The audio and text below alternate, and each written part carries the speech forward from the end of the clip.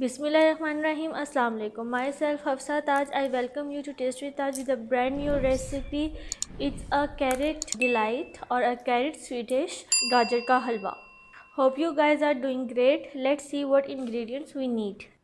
For carrot sweet dish, as known as Gajar ka Halwa, we need shredded carrot 1.5 kg, 1 cup of sugar, 5 to 6 cardamoms, and fresh cream that is purely organic, extracted from milk. Carrots, shredded carrots,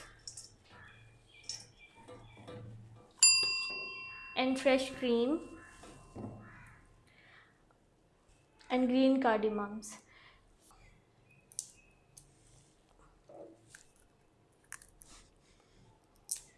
Oops.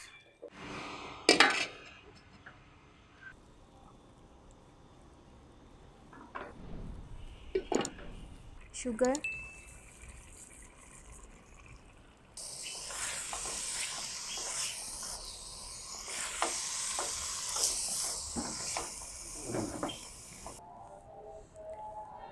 do subscribe us with the bell notification so you can try yummy recipes like this.